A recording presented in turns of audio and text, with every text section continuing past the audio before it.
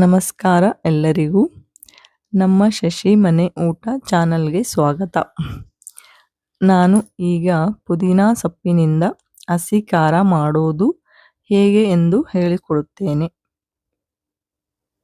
ಇದಕ್ಕೆ ಬೇಕಾಗುವ ಪದಾರ್ಥಗಳು: 7-8 ಪೀಸ್ ಬೆಳ್ಳುಳ್ಳಿ, 1 ಕಪ್ ಪುದೀನಾ, ಸ್ವಲ್ಪ ಹುಣಸೆಹಣ್ಣು, 2 ಚಮಚ ಶೇಂಗಾ, 1 ಚಮಚ ಉಪ್ಪು, 1 ಚಮಚ ಜೀರಿಗೆ, 2 ಉಳ್ಳಾಗಡ್ಡೆ ದೊಡ್ಡ ಪೀಸ್ಗಳಾಗಿ ಕಟ್ ಮಾಡಿಕೊಳ್ಳಿ, 10 ಪೀಸ್ ಮೆಣಸಿನಕಾಯಿ. ಈಗ ಒಲೆ ಹಚ್ಚಿ ಕಡಾಯಿ ಇಟ್ಟುಕೊಳ್ಳೋಣ. 3-4 ಚಮಚ ಎಣ್ಣೆ ಹಾಕಿಕೊಳ್ಳಿ. ಆಮೇಲೆ ಮೆಣಸಿನಕಾಯಿ ಮುರಿದು ಹಾಕಿ.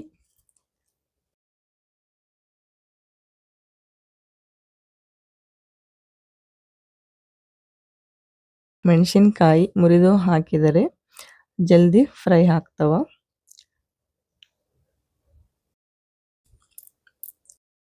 ಈ ಥರ ಮೀಡಿಯಂ ಉರಿಯಲ್ಲಿ ಕೆಂಪಗಾಗುವವರೆಗೂ ಹುರಿಯಿರಿ. ಆಮೇಲೆ ಉಳ್ಳಾಗಡ್ಡಿ ಹಾಕಿರಿ.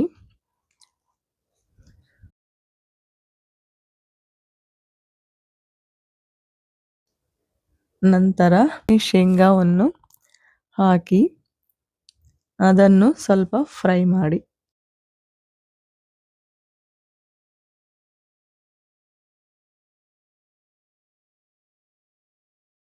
ನಂತರ ಎಲ್ಲವನ್ನು ಕಲಸಿ ಉಳ್ಳಾಗಡ್ಡಿ ಕೆಂಪು ಆಗೋವರೆಗೂ ಹುರಿಯುತ್ತಾ ಇರಬೇಕು. ಉಳ್ಳಾಗಡ್ಡಿ ಕೆಂಪಗಾದರೆ ಟೇಸ್ಟ್ ಚೆನ್ನಾಗಿರುತ್ತೆ. ನಂತರ ತೊಳೆದು ಇಟ್ಟಿರುವ ಪುದೀನಾವನ್ನು ಹಾಕಿ ಪುದೀನಾದ ನೀರಿನ ಅಂಶ ಹೋಗುವವರೆಗೂ ಫ್ರೈ ಮಾಡಿಕೊಳ್ಳಿ. ಹಸಿ ಖಾರ ತಿಂದರೆ ಗ್ಯಾಸ್ಟ್ರಿಕ್ ಆಗುತ್ತೆ ಅಂತ ಬಹಳಷ್ಟು ಜನ ಹೇಳ್ತಾರೆ. ಆದರೆ ಹಸಿ ಖಾರಕ್ಕೆ ಪುದೀನಾ ಸೊಪ್ಪು ಹಾಕೋದ್ರಿಂದ ಗ್ಯಾಸ್ಟ್ರಿಕ್ ಆಗೋದಿಲ್ಲ. ಪುದೀನಾ ದೇಹಕ್ಕೆ ತಂಪು ನೀಡುತ್ತೆ. ಇದರಲ್ಲಿ ವಿಟಮಿನ್ ಎ ಮತ್ತು ಸಿ ಇರೋದ್ರಿಂದ ಇದನ್ನು ದಿನನಿತ್ಯ ತಿನ್ನೋದ್ರಿಂದ ಬಹಳನೇ ಉಪಯೋಗವಿದೆ. ನೀರಿನಂಶ ಹೋಗುವವರೆಗೂ ಹುರಿದರೆ 8 ದಿನಗಳ ಕಾಲ ಹಸಿ ಖಾರ ಕೆಡದಂತೆ ಇರುತ್ತದೆ. ಅದಕ್ಕೆ ನೀರಿನಂಶ ಹೋಗುವವರೆಗೂ ಚೆನ್ನಾಗಿ ಹುರಿದುಕೊಳ್ಳಬೇಕು. ನಂತರ ತೊಳೆದು ಇಟ್ಟಿರುವ ಹುಣಸೆ ಹಣ್ಣನ್ನು ಹಾಕಿ ಹುಣಸೆ ಹಣ್ಣಿನ ನೀರಿನಂಶ ಹೋಗುವವರೆಗೂ ಹುರಿಯಿರಿ. ನಂತರ ಒಲೆಯನ್ನು ಆಫ್ ಮಾಡಿ. ಇದಕ್ಕೆ ಉಪ್ಪು, ಜೀರಿಗೆ, ಬೆಳ್ಳುಳ್ಳಿ ಮತ್ತು ಲಾಸ್ಟಲ್ಲಿ 1.5 ಚಮಚ ಬೆಲ್ಲ ಹಾಕಿ ಇದನ್ನು ತಣ್ಣಗಾಗಲು ಇಡಬೇಕು. ತಣ್ಣಗಾದ ಮೇಲೆ ಮಿಕ್ಸಿಗೆ ಹಾಕಿ ರುಬ್ಬಿಕೊಳ್ಳಿ.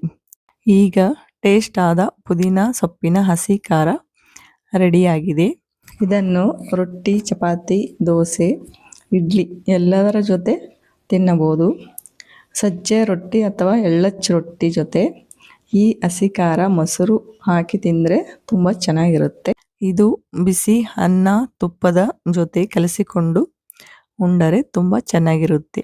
ಇದನ್ನು ತುಂಬ ಸುಲಭವಾಗಿ ಮಾಡಿಕೊಳ್ಳಬಹುದಾಗಿದೆ. ಇದನ್ನು ನೀವು ತಪ್ಪದೆ ಒಂದು ಸಲ ಟ್ರೈ ಮಾಡಿ. ಮೊದಲು ನಾನು ಶಿರಾ ಮಾಡುವ ವಿಡಿಯೋ ಹಾಕೀನಿ. ಆ ವಿಡಿಯೋ ನೋಡಿಲ್ಲ ಅಂದರೆ ಅದರ ಲಿಂಕ್ ನನ್ನ ಡಿಸ್ಕ್ರಿಪ್ಷನ್ನಲ್ಲಿದೆ, ಅಥವಾ ಮೇಲಿನ ಐಕಾನ್ ಬಟನ್ ಕ್ಲಿಕ್ ಮಾಡಿದರೆ ಕೂಡ ಶಿರಾ ವಿಡಿಯೋ ಸಿಗುತ್ತೆ. ಒಮ್ಮೆ ನೋಡಿ ನಿಮ್ಮ ಅಭಿಪ್ರಾಯ ತಿಳಿಸಿ.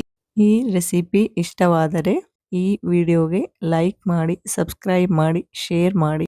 ನಂತರ ಬೆಲ್ ಐಕಾನ್ ಆನ್ ಮಾಡಿ. ನನ್ನ ಮುಂದಿನ ವಿಡಿಯೋ ನಿಮಗೆ ತಲುಪುತ್ತದೆ. ಧನ್ಯವಾದ.